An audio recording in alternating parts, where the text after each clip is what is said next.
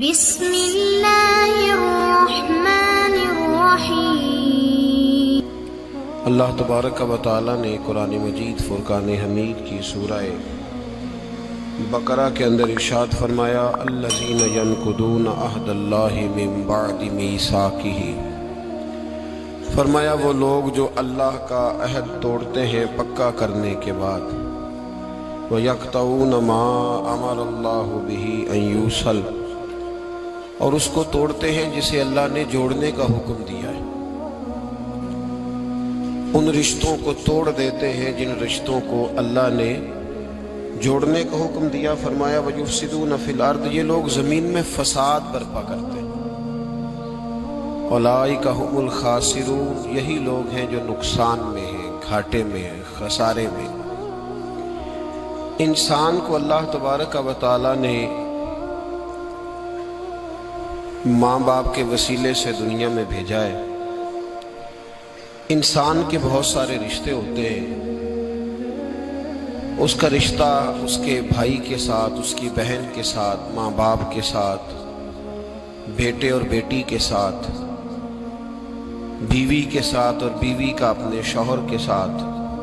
پھر اس سے آگے اللہ تبارک و تعالیٰ نے کچھ رشتے بنائے ہیں، ماں کے رشتہ دار ہیں، باپ کے رشتہ دار ہیں۔ ان سب رشتوں کو قاری صاحب کو اوپر بٹھائیں، قاری شفیق صاحب کو جگہ دیں، قاری صاحب نیچے بیٹھے ہوں، کہتے ہیں اوپر تشریف نہیں جی نہیں، آپ کی مہربانی، اللہ تعالیٰ آپ کو جزا دے۔ تو میرے بھائی، اللہ تبارک و تعالیٰ نے رشتوں کو اہمیت دی اور بہت سارے رشتے رب تبارک و تعالیٰ نے بنائے۔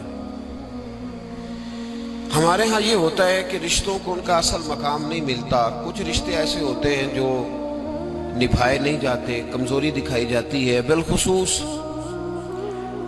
جن لوگوں پر ضروری ہوتا ہے ان رشتوں کا نبھانا، وہ ان رشتوں میں سستی کرتے ہیں، کمزوری دکھاتے ہیں۔ اس میں کوئی شک نہیں کہ میاں بیوی کا رشتہ بڑا مستحکم رشتہ ہے۔ قرآن مجید نے کہا ہن لباس لکم وانتم لباس لہن، تم ان کے لباس ہو، وہ تمہارا لباس ہے۔ مرد عورت کا لباس ہے، عورت مرد کا لباس ہے، اس میں کوئی شک نہیں کہ یہ بڑا مضبوط رشتہ ہے۔ اس رشتے کی بڑی خصوصیات ہے، نبی پاک صلی اللہ تعالی علیہ وآلہ وسلم نے اس کی بڑی عظمت بیان کی، لیکن اس پہلو پر ضرور غور کیا جائے، اس پر ضرور توجہ کی جائے کہ نبی پاک صلی اللہ علیہ وسلم نے ہر رشتے کو اس کے اصل مقام پر رکھا ہے۔ ہر رشتے کو، میاں بیوی دیکھے نا، ایک عورت سارا کچھ چھوڑ چھاڑ کے، اپنے ماں باپ بہن بھائی چھوڑ کے بظاہر پردیش میں آ کے بیٹھتی ہے خاوند کی خاطر، اس کا بڑا حق ہے۔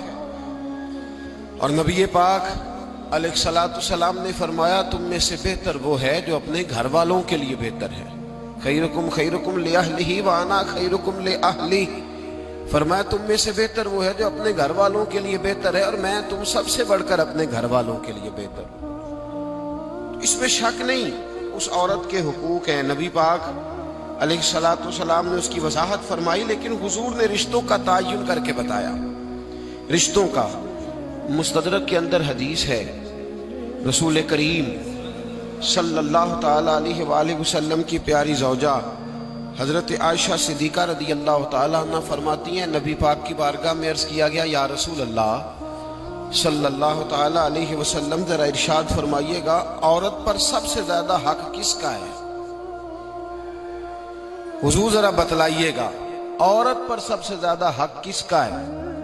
تو یہ کسی مفتی کا قول نہیں، یہ کسی دانشور کی رائے نہیں، یہ اس محبوب کا قول ہے جنہیں اللہ تبارک و تعالی نے دنیا میں راحت اور آرام دینے کے لیے مبعوث فرمایا ہے۔ یا رسول اللہ صلی اللہ علیہ وسلم عورت پر سب سے زیادہ حق کس کا ہے؟ تو حضور نے فرمایا اس کے خامند کا۔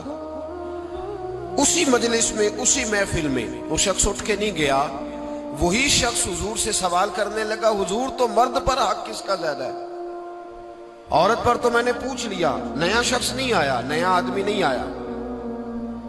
اسی نے اسی مقام پر اسی جگہ کھڑے ہو کے سوال کیا کہ یا رسول اللہ صلی اللہ علیہ وسلم اب یہ بھی ارشاد فرما دیجئے کہ مرد پر سب سے زیادہ حق کس کا ہے؟ نبی پاک نے فرمایا اس کی ماں کا۔ عورت پر سب سے زیادہ حق کس کا ہے؟ اس کے شوہر کا۔ اور مرد پر سب سے زیادہ حق کس کا ہے؟ اس کی ماں کا۔ یہ حقوق کی تعین ہے جو نبی پاک صلی اللہ علیہ وسلم نے کر کے دیا۔ یہ حقوق کی وہ والی وضاحت ہے، اور یہ ہر آدمی کا وہ والا مقام ہے جو میرے محبوب علیہ الصلوۃ والسلام نے اپنی امت کو خود بتایا ہے کہ یہ اس کی جگہ ہے اور یہ اس کی جگہ ہے۔ اب یہاں ایک بات اور قابل غور ہے، مرد کی عورت پر بھی حقوق ہیں، عورت کے مرد پر حقوق ہیں۔ انشاءاللہ تعالیٰ ایک موضوع آ رہا ہے، اس میں ان چیزوں کی کچھ زیادہ وضاحت کروں گا، یہاں صرف اشارہ دیتا ہوں۔ نبی پاک صلی اللہ علیہ وسلم کی خدمت میں ایک عورت حاضر ہوئی، اس نے عرض کی یا رسول اللہ صلی اللہ علیہ وسلم مجھے بتائیے گا مرد کے کیا حقوق ہیں، اگر میں ادا کر سکتی ہوں تو شادی کروں، حضور ذرا بتلائیے گا۔ تو یہ حدیثیں ہم نے بیٹیوں کو رٹانی ہے، یہ حدیثیں ہم نے بہنوں کو یاد کرانی ہے۔ میرے نبی پاک علیہ الصلوۃ والسلام سے پوچھا، امام حاکم نے لکھا ہے کتاب البر کے اندر، اس کو ابن جوزی علیہ الرحمن نے نقل کیا ہے، یا رسول اللہ صلی اللہ علیہ وسلم مجھے بتائیے گا خامند کے حقوق کیا ہیں؟ اور خاتون عرض کرتی حضور اگر تو میں ادا کر سکتی ہوئی تو نکاح کروں گی ورنہ نہیں کروں گی۔ اللہ کے رسول صلی اللہ تعالی علیہ وآلہ وسلم نے ارشاد فرمایا، بھئی بات یہ ہے کہ اگر خامند کے جسم سے پیپ نکلے، ریشہ نکلے اور خون نکلے، عورت اپنی زبان سے صاف بھی کرے تو پھر بھی خامند کا حق ادا نہیں ہوتا۔ اور نبی پاک صلی اللہ علیہ وسلم نے وضاحت کر دی، کسی جگہ آپ کو نہیں ملے گا کہ اللہ کے محبوب نے فرمایا ہو کہ میں اگر سجدہ جائز ہوتا تو میں لوگوں سے کہتا مجھے کرو، یہ کہیں نہیں فرمایا۔ حالانکہ امام الانبیاء محبوب اس حدیث میں فرمانے لگے، سنو اگر خدا کے علاوہ کسی کو سجدہ جائز ہوتا تو میں عورت کو کہتا کہ اپنے خامند کو سجدہ کرے، میں کہتا عورت کو کہ وہ اپنے خامند کو سجدہ کرے۔ نبی پاک صلی اللہ علیہ وسلم نے وضاحت کر دی، فرمایا کہ اگر تو یہ والے حق تو ادا کر سکتی ہے تو نکاح کر۔ وہ خاتون بڑی سمجھدار تھی، فوراً بولو ٹھیک ہے، جنہیں کہ حضور میں نہیں حق ادا کر سکتی لہٰذا میں نکاح نہیں کروں گی۔ میرے عزیز، عورت کو ذمہ داری سونپی۔ پھر میرے نبی پاک صلی اللہ تعالی علیہ وسلم نے مرد کے لیے بھی ان حقوق کا تعین فرمایا، اور اللہ کے رسول صلی اللہ تعالی علیہ وسلم سے جب پوچھا گیا کہ یا رسول اللہ صلی اللہ علیہ وسلم عورت کے حقوق کیا ہیں، نبی پاک صلی اللہ تعالی علیہ وسلم سے پوچھا گیا کہ یا رسول اللہ صلی اللہ علیہ وسلم عورت کا حق کیا ہے، تو نبی پاک نے فرمایا جیسا خود کھاؤ ویسا اسے بھی کھلاؤ، جیسا خود پہنو ویسا اسے بھی پہناؤ۔ اور حضور علیہ الصلوۃ والسلام نے فرمایا کبھی بھی عورت کے چہرے پر نہ مارنا، کبھی بھی اس کے ساتھ بغض نہ رکھنا، اسے کبھی بھی تکلیف نہ دینا، اور اسے اگر چھوڑنا ہوا تو اپنے گھر کے اندر چھوڑنا، یعنی اگر کچھ لمحے کے لیے ناراض ہونا ہوا تو اپنی ہی چھت کے نیچے نکالنا نہ، بھیجنا نہ، رسوائی ہوتی ہے جب وہ میکے جاتی ہے تو لوگ باتیں کرتے۔ اگر چھوڑنا ہوا تو اپنے ہی گھر میں چھوڑ لینا، کچھ لمحوں کو ناراض ہو لینا، کچھ ایسی بات کر لینا، لیکن جب اسے نکال دیتے ہو تو مسائل جیسا خود کھاؤ ویسا اسے بھی، جی جیسا خود کھاؤ ویسا اسے بھی۔ تو نبی کریم سید عالم صلی اللہ تعالی علیہ وآلہ وسلم نے اس بات کی وضاحت کر